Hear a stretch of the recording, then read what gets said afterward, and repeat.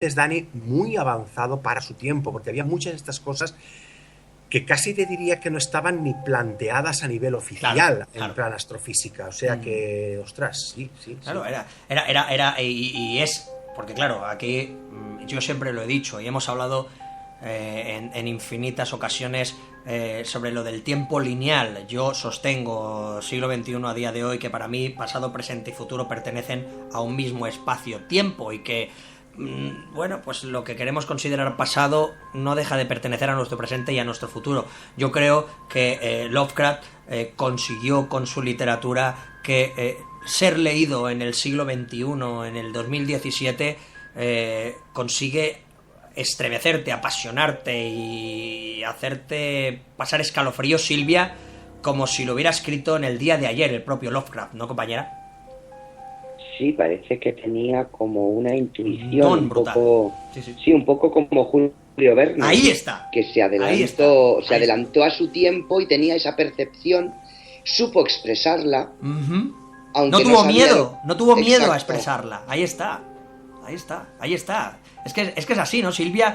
¿Cuántas y cuántas veces hemos tratado justamente cuando hicimos el monográfico sobre Julio Verne, uno de los monográficos que fue también apasionante en Narradores del Misterio, decíamos aquello de que muchas veces estos genios eran considerados locos o eran consideradas personas desequilibradas justamente porque no tenían miedo a plasmar sus ingenios, su creatividad y todo lo que ellos realmente pensaban que podía ser beneficioso en un futuro para la propia humanidad, ese conocimiento, ponerlo o plasmarlo encima de la mesa. Lovecraft era algo similar, ya lo ha dicho Sergio. Él planteaba lo del tema de los mundos paralelos, los accesos, las puertas, las entradas, los vórtices en este caso, que siempre nosotros amanecemos y nace Narradores de Misterio, nace cada viernes con ese vórtice NDM 2017 que se apertura para que lleguéis vosotros hasta el misterio. Yo creo, Fran, que lo apasionante de Lovecraft era justamente esto, ¿no? La capacidad de ser atemporal, de que cualquiera de sus libros, en cualquiera de las épocas, y hablamos desde 1890 y estamos en 2017, pueden ser leídos con la misma pasión, con el mismo estremecimiento y con los mismos escalofríos, ¿no, Fran, compañero? Sí, es un hombre de grandes contradicciones, ¿no? Y lo has comentado, Paradójico. atemporal. Fíjate Sí. si era temporal, que él, pues que era un inglés, las cartas que escribía las databa 200 años antes, para que así todavía los Estados Unidos pertenecieran al Imperio inglés, ¿no? Correcto. Correcto, sí. Y luego otra serie Un de cosas. Por crononauta en ejemplo, toda regla. Él tenía una extraña enfermedad que le hacía sensible a cualquier temperatura que fuera inferior a 20 grados. Y en cambio, en muchos de sus mitos, ¿no? Los escribe, los sitúa o en la Antártida o en lugares helados, ¿no? Señor. Lugares que él sabe que nunca iba a poder conocer porque le era imposible. Él tenía esta sensibilidad extrema al frío que le hacía enfermar. Claro, Sí, peculiar, sí, ¿no, sí. Sergio? El apunte en cuestión de Fran también en este momento, ¿no? Sí, no, además tenéis que pensar, Lovecraft es un hombre, hoy en día yo creo que los chavales jóvenes que les guste la ciencia ficción, Lovecraft los va a desconcertar un poco. Sí. Hay dos cosas de Lovecraft que son importantes de entender. Uno, en cierto sentido, hoy en día, cuando lees a Lovecraft, acostumbrado hoy en día a zombies, a vampiros modernos, a toda una serie de tramas como más trepidantes. Algo más gore, ¿no? Más... Exactamente, Lovecraft es un detallista. Entonces este hombre es pueril, no digo que no, porque cuando lees sus libros te das cuenta de que su fantasía, de alguna forma, es una fantasía, como diría yo, a veces la encuentras como un poquito, entre comillas, yo no diría pueril, pero sí bastante poco volcada a cosas sádicas o cosas extremadamente violentas o no va de eso Lovecraft, va de una gran rica descripción poco a poco del terror que sienten los personajes, que se sienten muy desequilibrados. O sea, el esquema un poco muchas veces de los cuentos y de los libros de Lovecraft es un señor, un académico, un erudito, un catedrático con grandes conocimientos y con una estructura mental muy rígida basada en la ciencia. Y por tanto, pues, del método, Entonces esta persona, que siempre es un hombre, porque era bastante misógino, a pesar de ahí vamos. Su infancia era entre mujeres lo transformó especial, en... Pero este hombre empieza a desequilibrarse, porque empieza a ver cosas, a leer cosas, a sentir cosas que hacen que se descompense por completo. Y al contrario, y al final te quedas envuelto en una atmósfera que de verdad que yo creo que es desasosegante, o sea, que al final dices, bueno, maldita sea, pero ¿qué está pasando? O sea, no sé. Al final, Silvia, es peculiar. Cuidado, en ningún momento estamos diciendo que el criarse entre mujeres pueda llevar a volver loco a uno. No, jamás. Lo que estamos queriendo decir con esto es que en la época, y en este caso en el contexto en el que nos estamos moviendo, Lovecraft, Silvia, lo que vivió con esa relación directa entre mujeres fue justamente algo que le provocó, como bien ha dicho Sergio, un desequilibrio hasta el punto de llegar a odiar a la propia mujer. Pero cuidado, es que tenemos el caso de su propio padre. Todos sabemos cómo este hombre acaba muriendo. Volvemos otra vez a lo del tema del desequilibrio, ¿no? El padre, en este caso, pues muere por una sífilis que directamente le afecta al cerebro y no duró ni 2 años. Al final, todo bastante siniestro, oscuro, dramático, ¿no, Silvia? Para al final acabar de ello naciendo un genio, una flor de loto como Lovecraft, ¿no, compañera? A ver, hay que comprender que el tema de la misoginia de Lovecraft tiene su razón de ser. Quiero decir, es lo que hoy en día se catalogaría como madre tóxica. Madre tóxica, correcto. Era una mujer que le insistía en que no podía relacionarse con los demás niños porque no eran de su categoría. Además lo machacaba diciéndole que como era tan feo, pues que nunca sería nada de provecho y que nunca sería nadie.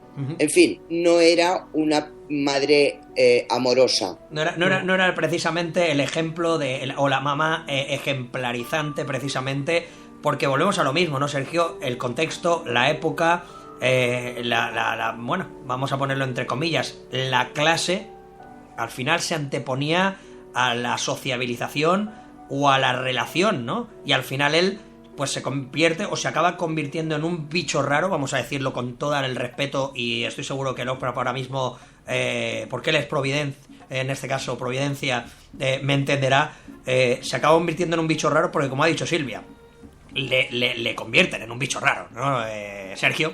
Sí, no, le convierte en un bicho raro. Tanto es así que de alguna forma todas las muertes, tanto la de su padre, la de su abuelo cuando tenía 14 años, la de su madre cuando tenía, si no recuerdo mal, tenía 31 años o algo parecido, toda una serie de muertes y un ambiente así un poco opresivo, por decirlo de alguna forma, hacen que este hombre cree su propio mundo dentro de su mundo. Me explico. Ahí está.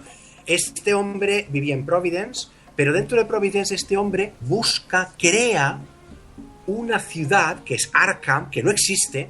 Yo, cuando tenía 14, 15 años, creía que existía. Correcto. Y en aquel momento no había Google ni de estas cosas. O sea, no sé cómo explicarlo. Yo estaba convencido que esto existía. Con un río que se llamaba Miskatonic, que no existe tampoco, con una universidad, que es la Universidad de Miskatonic. O sea, este hombre se crea su propio mundo. Se crea su propia historia.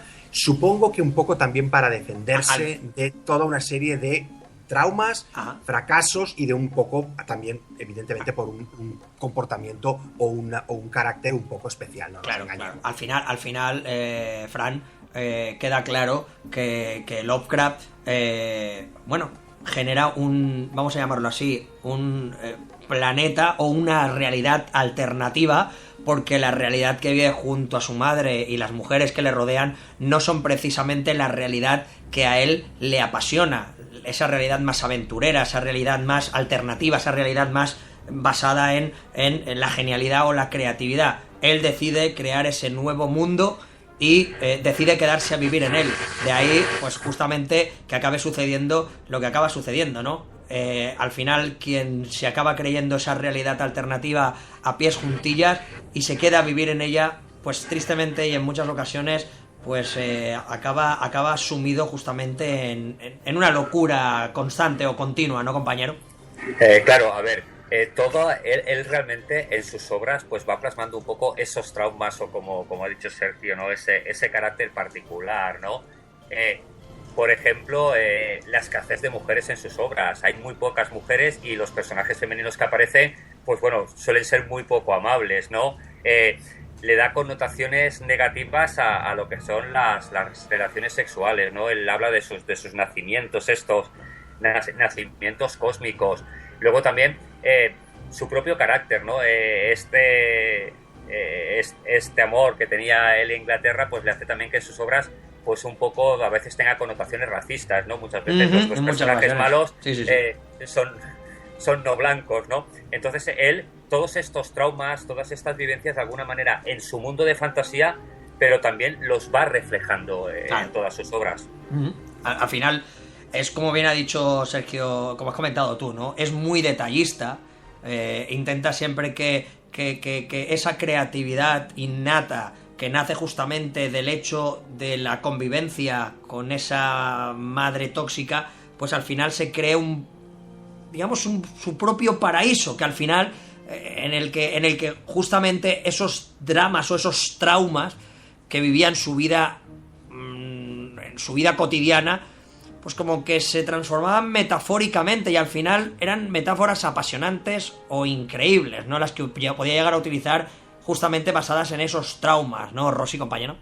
Sí, por supuesto, es decir, el crear de alguna forma toda una serie de también intermediarios entre, digamos que este tipo de dioses y los seres humanos, que está muy basado, y esto Silvia seguro que al leer este tipo de novelas lo habrá notado, está muy basado también en la brujería. Él tenía como una visión de esta parte intermedia de los seres humanos que se conectan con estos grandes dioses y que tienen la capacidad de ver más allá de lo que ve un ser humano normal. Algunos de ellos son descritos incluso como medio cabras, medio hombres, otros hay uno que es medio hongo, medio crustáceo, bueno, no sé, hay una serie de descripciones que son realmente muy interesantes para crearse este mundo tan complicado que él crea. Es muy apasionante, ha tenido muchas secuelas, pero lo que tenéis que tener en cuenta es que a pesar de que ha habido muchas películas basadas en Lovecraft, nadie ha sido capaz de conseguir recrear un libro de Lovecraft o una novela de Lovecraft tal y como está realmente impuesta en la literatura de este hombre. Y esto es muy chocante porque, oye, vosotros sabéis que han habido películas basadas en Edgar Allan Poe, han habido películas basadas en, obviamente, en Shakespeare, obras de teatro, bla, bla, bla, bla, bla.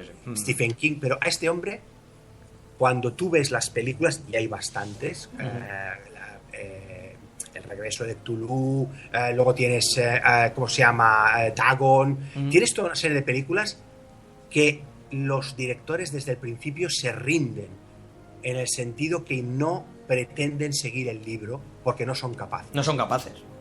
Es que no al fin, son capaces. Esa es la genialidad, ¿no, Silvia?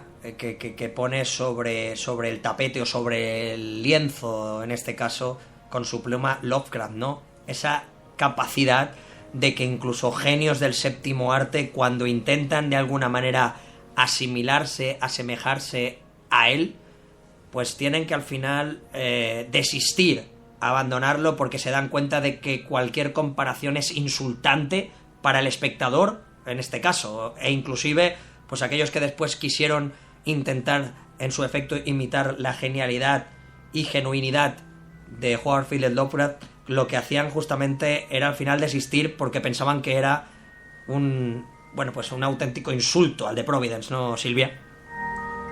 Bueno, es que aquí, claro, piensa que él mezclaba ese temor ancestral del ser humano, del ser humano primigenio, además, con ese terror cósmico. Entonces, eso es muy difícil de transmitir plásticamente. Cuando tú lo lees, lo sientes, pero transmitirlo en imágenes y en sonido resulta complejo. Yo creo que de ahí radica a que después cuando lo llevan a la gran pantalla, pues cada uno